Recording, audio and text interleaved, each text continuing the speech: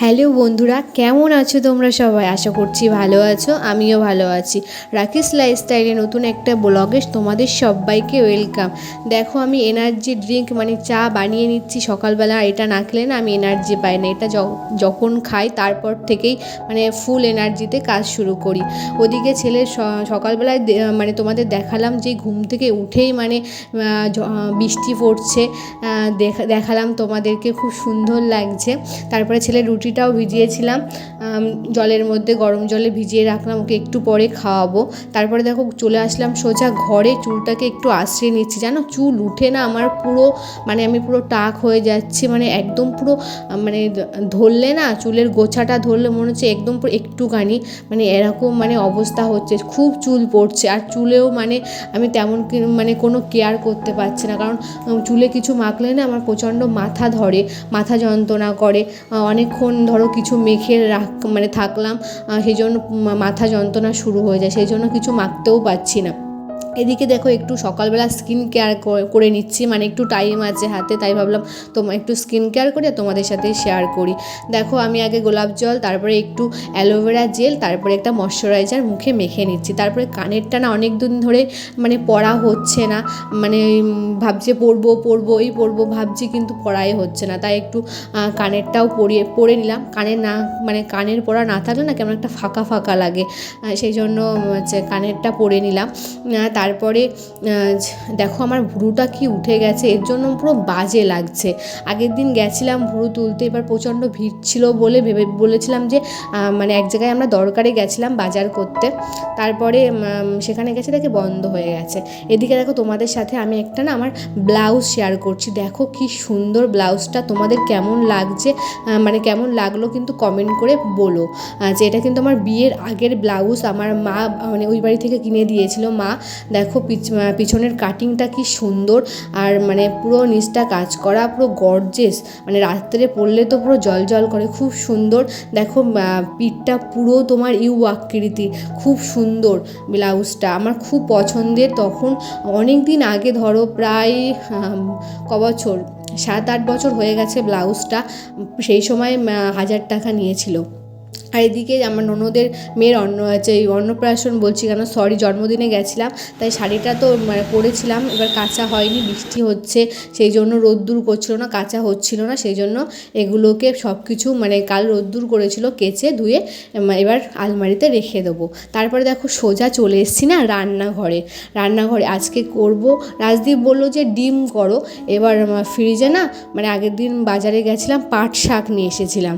এবার পাট শাকগুলো কেমন নষ্ট হয়ে যাচ্ছে, অনেক দিন থাকলে তো শাক তেমন থাকে না, সেই জন্য ভাবলাম একটু পাট শাকের ডাল করি, রাজদীপ খেতে খুব ভালোবাসে। আর করব না সোয়াবিন, দেখো সোয়াবিনগুলোকে আমি সেদ্ধ বসিয়ে দিচ্ছি। রাজদীপ মানে পাট শাকের ডাল খেতে খুব ভালোবাসে, আর আমি খেতে ভালোবাসি সোয়াবিন, তাই ভাবলাম আজকে ডিম করব না, পাট শাকের ডাল করব। আর এদিকে দেখো কড়াইতে আমি তেল দিয়ে দিয়েছি, আর শুকনো লঙ্কা আর একটু হচ্ছে জিরে ফোড়ন দিয়েছি। ডালটাকে সোমবার দেবো, সেদ্ধ করে নিয়েছিলাম আগে থেকেই, এবার হচ্ছে এখন একটু সোমবার দিয়ে নেব। তাহলে যে বন্ধুরা ফার্স্ট টাইম আমার ব্লগ দেখছো, প্লিজ সাবস্ক্রাইব করে আমার পাশে থেকো, আমার ভিডিওগুলো কেমন লাগছে অবশ্যই জানিও। আর যে বন্ধুরা আমার পাশে আছো, এভাবেই তোমরা আমাকে মানে আমার পাশে থেকো, আমাকে সাপোর্ট করো। তারপর দেখো ডালটাকে সোমবার দিয়ে দিয়েছি, দেখো ডালটা ফুটছে। তাহলে বন্ধুরা ভিডিওটা তোমরা কন্টিনিউ তাহলে দেখতে থাকো।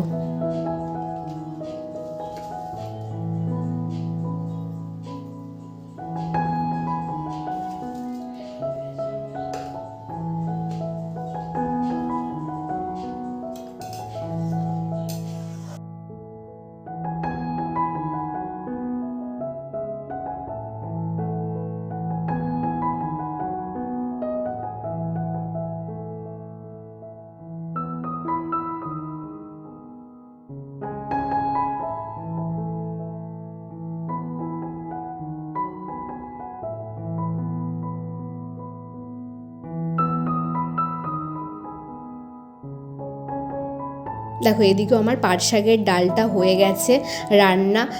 আমার না বেশি একটা ঘন ডাল ভালো লাগে না, আমি একটু ঝোল ডালই বানাই, আমার একটু ঝোলই ভালো লাগে।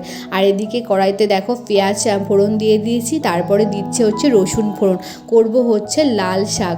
কালকে লাল শাকটা কেটে রেখে দিয়েছিলাম, দেখলাম যে নষ্ট হয়ে যাচ্ছে, তাই ভাবলাম যে কালকে আর টাইম পাইনি করার, তাই ভাবলাম যে কেটে রেখে দিই ফ্রিজে, কালকে করব। তাই দেখো আজকেই করছি লাল শাকটা। রসুন ফোড়ন পেঁয়াজ ফোড়ন এই দুটো ফোড়ন দিয়ে আমি করি, আমার খুব ভালো লাগে। আগে জানো তো মানে আমি একটু এই শাক বলো যে কোনো শাকই খেতাম না, এই যে পটল বেগুন কিছুই খেতাম না। বলে না মানুষ হচ্ছে অভ্যাসের দাস, সব কিছু অভ্যাস করতে করতে মানুষ শিখে যায়। আর এই বাড়িতে না একটু সবজি বেশি খায়, মানে এই শ্বশুর বাড়িতে শাক। আর রাজদীপ তো মানে এই শাক যদি না খায় আমাকে পুরো বকা দেবে, সেই জন্য আমি শাক এখন মানে আমি এখন নিজেই রাজদীপকে বলি যে শাক নিয়ে আসবে, মানে আমার এখন খেতে ভালো লাগে। তারপরে দেখো খুব খিদে পেয়ে গেছে, এখন প্রায় 11টা বাজে। রাজদীপ হচ্ছে মানে ওকে খাবার দিয়ে দিয়েছি, ও খেয়ে অফিসে বেরিয়ে গেছে। আর এদিকে আমি একটু ভাবলাম যে একটু ভাত বেশি আছে, তাহলে একটু ভাত ভাজা করে নিই। আর ভাত ভাজা খেতে আমার খুব ভালো লাগে। ওদিকে ছেলেকে দিয়ে এসেছি টেবিলের ওপর, ও টুকটুক করে একটু খাচ্ছে, ওকেও তো একটু মানে খাওয়া শেখাতে হবে নিজের হাতে। ও না খায়, নিজের হাতে খেতে পারে, কিন্তু মানে ছড়িয়ে না পুরো ভাত ছড়িয়ে পুরো একাকার করে, আমার কাজটাকে আরও বাড়িয়ে দেয়। এদিকে দেখো আমি একটু বসে একটু খাচ্ছি। তারপরে দেখো খেয়ে হচ্ছে আমি মানে শাকটা বসিয়ে মানে খেতে গেছিলাম, এদিকে শাকটা আমার রেডি হয়ে গেছে। দেখো এটা কিন্তু লাল শাক তো নামেই লাল শাক, দেখো রান্না করার পরে পুরো সাদা হয়ে গেছে। এদিকে ওই সয়াবিনটা আমি করব, তার জন্য সব কিছু আমি কেটে নিয়েছি। আর এদিকে তোমাদের এই আঙুলটাকে দেখাচ্ছি, কারণ জানো কালকে আমি মানে মাছ রান্না করেছিলাম, বাটা মাছটাকে আমি হচ্ছে তোমার ছাড়াতে গেছি মানে ধুতে গেছিলাম, তখন একটা কাঁটা পুরো ফুটে গেছিলো। আর এত প্রচণ্ড ব্যথা কি বলবো, মানে আঙুলটা দিয়ে আমি কিচ্ছু করতে পারছি না, খুব ব্যথা। এদিকে দেখো আমি মশলাটা ভালোভাবে কষিয়ে সয়াবিনটাকেও দিয়ে দিয়েছি। এবার সয়াবিন খেতে না আমার ভালো লাগে, আমার মায়ের হাতের সয়াবিন খেতে আমার খুব ভালো লাগে। আর আমার মা খুব সুন্দর সয়াবিন রান্না করে।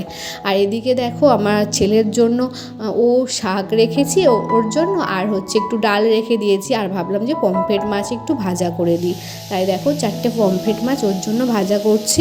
ও এই দিয়েই খেয়ে নেবে, রাত্রে হয়তো কিছু একটা ওকে মানে আলু সেদ্ধ কিংবা কিছু একটা সেদ্ধ কিংবা দুধ দিয়ে খাইয়ে দেবো। তারপরে দেখো রান্না ওদিকে আমার হচ্ছে সয়াবিনটা, আর এদিকে আমি হচ্ছে একটু স্কিন কেয়ার করতে এসেছি। এখন 12:30 বাজে। সকালবেলা ছেলেকে স্নান করে দিয়েছি আজকে, ও সকালবেলা পটি করেছিল, তারপরে ও না মানে বাথরুমে গিয়ে পুরো 1 মগ জল মাথায় ঢেলে দিয়েছে। তখন কটা বাজে, 10:30 বাজে। ও তাড়াতাড়ি স্নান, সেই জন্য ভাবলাম যে একেবারেই ওকে স্নান করে দিই। তারপরে দেখো আমি হচ্ছে তোমার এদিকে হচ্ছে একটু টাইম আছে বলে এটা ফেস প্যাকটা মাখছি, এটা হচ্ছে বেসন মধু আর টক দই দিয়ে। তারপরে দেখো বাইরের ওয়েদারটা, সকালে তোমাদেরকে দেখালাম যে না যে কি পুরো কালো মেঘ করে বৃষ্টি হচ্ছে, আর এদিকে দেখো এখন কে বলবে যে বৃষ্টি হচ্ছে, রাস্তা পুরো শুকিয়ে গেছে। আর তোমার ওদিকে নীল মেঘ দেখা করে চলে এসেছি। দেখো মুখটা কেমন গ্লো করছে, নিজেকে একটু ফ্রেশও লাগছে। এখন ঘড়িতে বাজে হচ্ছে 1:15। ছেলেকে খাওয়াবো, স্নান করানো হয়ে গেছে, খাওয়াবো ঘুম পাড়াবো, তারপরে নিজেরা খাবো। তাহলে বন্ধুরা ভিডিওটা এখানেই শেষ করছি। যদি কিছু ভালো লাগে তাহলে লাইক কমেন্ট শেয়ার করে আমার পাশে থেকো, আর তোমাদের পরিবারের সকলকে নিয়ে ভালো থেকো। টাটা।